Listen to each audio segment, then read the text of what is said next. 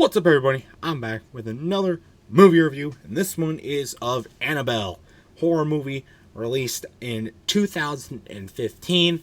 It's a horror movie based off of a haunted doll and everything that comes along with that. And can I just say that this movie was built for sequels? That's what it is, and there were more sequels that came along with it. So this movie was really just because the end of the movie, they get rid of the curse, but the curse moves on, and that's the kind of thing. But as far as it really being a horror movie, I mean, it was the ambiance of it was horror, but it wasn't like super scary. Like I don't watch a lot of horror movies. But this one in particular just wasn't that scary. It was not. And I don't know. I mean, I was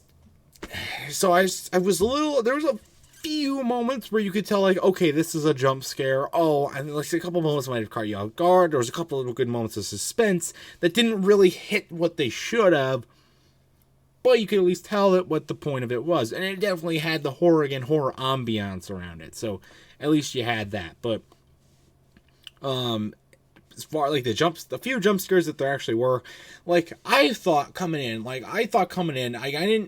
that there were other movies of Annabelle movies. We didn't just watch the first one, but I didn't think, like, there's the beginning of the movie. They start with there's two girls and this guy who looks like Justin Timberlake, by the way, sitting in this like therapy session or whatever with the doll, the Annabelle doll, right, or whatever it's called. I don't know. The girl's name's Annabelle, who possesses the doll.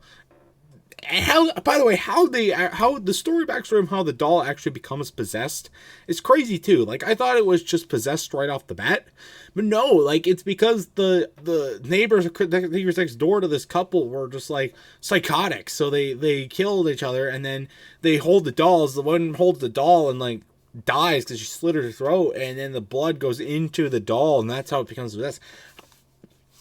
Beats me. I would have not known that's how it would happen. I'm saying that I thought it was just a spirit haunted and that kind of thing. No, it's that's how it happened, and that was a little crazy to me, but something that origin part and stuff like that. And then they make it out like there's so many points like where you think, oh, the husband's gonna die. Oh, like especially at the beginning of the movie, you're like, oh, the parents are gonna die, the kid's gonna be born, or the kid's gonna be born, then the parents are gonna die, and the kid gets adopted, or the kid's gonna die, and the parents are gonna go crazy, or that kind of thing. Like, there was many points where I could like predict what was going to happen, or thought I could predict when it was going to happen, but it never did that. And it's not like even a good thing that it didn't reach that. It's not really a bad thing either. Like, you think the parents are going to die, but they don't. You think the kid's going to die. They don't. This random character, this woman who gets introduced, like a librarian or whatever, and she's like, oh, I got voodoo magic. She implies like, oh, I got some voodoo magic, woohoo, that kind of thing. And then you think, maybe she's going to use some school voodoo magical powers to square off with this spirit. Kind of epic war battle at the end and see who can prevail, good or evil. And then she just commits suicide with the doll next to her. Does nothing to the doll either. Another shocking moment was with the pastor or the priest. He survived his fall, which I did not think was going to happen. And the dad, or he's like a doctor, and he doesn't have, let's have an adult talk, and then he doesn't show up. I thought he was dead. There's many points where I thought the parents were going to die. Many points where I thought the kid was going to die, especially when the wife, the lady, she smashes the Annabelle doll turns into a kid, and the kid turns into another freaking doll. I'm like, it got pretty janky at points, for sure. I don't know. Kind of thing, but oh well. Well, that was pretty crazy, and then there was a bunch of other points, but yeah, the jump scare points just didn't really hit for me like I thought they were going to. But overall, I mean, they did a good job with a lot of points in this movie too. The showcasing of the psychological damage that it does to the parents. And the demonic possessions, and a lot of especially the scene with like the demon when that happens. They did a really good job portraying that. So that was pretty cool.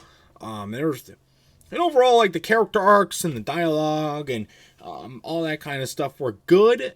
It's decent at least, but I mean, they just never hit the point that you think they were, and that's why I go back to my point saying that this movie was made for sequels. It's getting way too drawn out, way too much, and so then they keep keeping you in suspense for the next movie. Well, newsflash, Annabelle, I'm already lost. I'm not gonna, I'm not suspense to see what the hell is gonna happen in the next movie. It's just not my forte, not my thing. But oh well. I mean, yeah, that's my thoughts on it. But I mean, yeah. So that kind of sucks because there's a lot of potential to be made with this movie, but I just don't think it really hit.